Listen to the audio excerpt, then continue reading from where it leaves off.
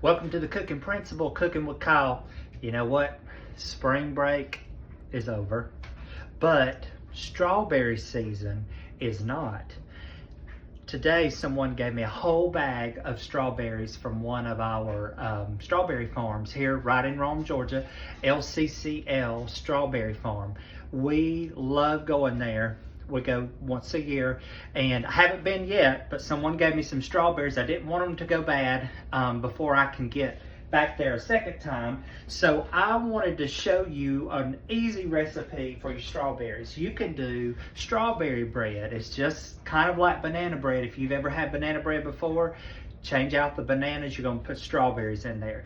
It's on page 71 of my cookbook. This is what you're going to be looking for. And we're going to start off with 2 cups of all-purpose flour. Put that in a bowl.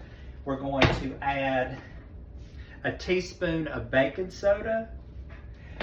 We will add a 1/2 teaspoon of salt.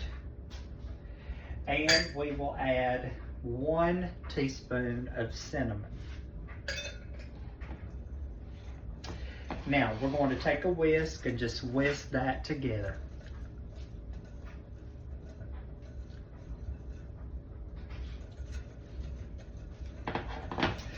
All right, now I did take a loaf pan and I've greased it with some butter, and we're going to turn our oven on 350. Now that's done. We're going to mix together the wet ingredients. Okay, so the wet ingredients include 2 eggs. So we'll put those over in there. A whole cup of sugar.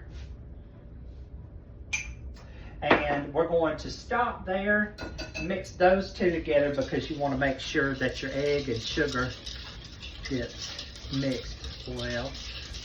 Remember, do a little dance while you do it. Okay, then gradually we're going to add in a 1/2 cup of vegetable oil. Next thing's a 1/2 cup of buttermilk. Y'all, this is what makes it good. It makes it absolutely delicious. All right, so we are going to mix those together, get that well acquainted. See that? Okay. Now this is the last step. I'm going to add a teaspoon of vanilla. All right, so we got all that mixed together. Now I'm going to gently put our dry ingredients into the wet ingredients and kind of whisk as I go. And I'll probably turn over to this spoon because I guarantee this is going to be a little thick. All right, so we're going to give that a quick little whisk together, and it's going to form a dough for your bread.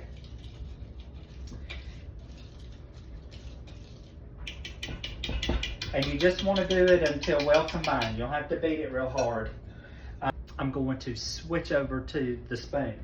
The very last thing we're going to do is we're going to take 1.5 cups of chopped strawberries. I've chopped these up. It's going to take a good bit of strawberries. You may want to get a carton if you're doing it from the store, one of the bigger cartons, because when you chop them, it's going to take a lot for 1.5 cups. So we're going to put that in there. Now the recipe says to fold it in, and we're just going to gently fold until combined. Also, another disclaimer, y'all, the original recipe calls for pecans. And yes, in Georgia, North Georgia anyway, we say pecans, pecan. I reached into my kitchen, the kitchen cupboard, and there are no pecans in the Abernathy house. So this loaf is not going to have pecans, but if you've got them at your house, put them in there. If you don't like nuts, you don't have to eat it.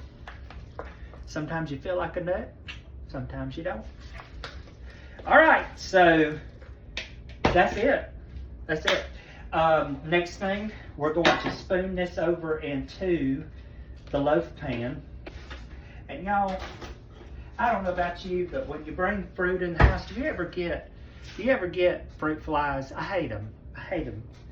don't understand why the Lord left those on the ark. There's a few things I want to ask the Lord when I get up there, and that's one of them. We're going to put all this into the loaf pan, kind of spread it out a little bit. Now this cooks a while, and the reason why is because this is a very thick batter, and batters that have fruit in them, they just take longer. They take longer to cook. So I want to show you what it looks like. That's what it looks like. And what we're going to do is we are going to bake this for 55 to 65 minutes. I'm going to check it at 55 minutes. I don't like to overcook things that I bake. I'll check it, and if it's still a little gooey and not done, we'll go the next 10 minutes.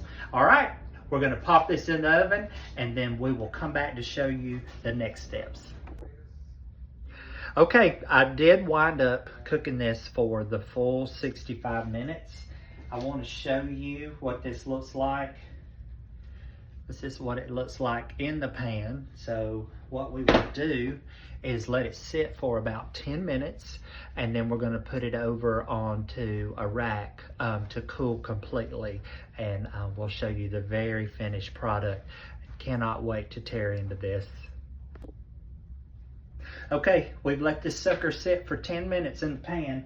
Now we're going to invert it.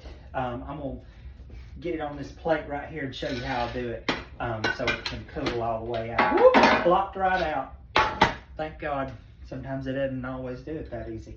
All right, so I'm going to transfer it over to this rack, and we're going to let this cool completely. I really don't want to. I want to bite into it right now, but I think I'm going to show some self-control. It's a fruit of the Spirit. Anyway, we will let this cool completely, and we're going to put some butter on it is what we're going to do, and eat it. Do it as a snack, breakfast. It's an any-timer kind of thing. I love it. All right, try it real soon.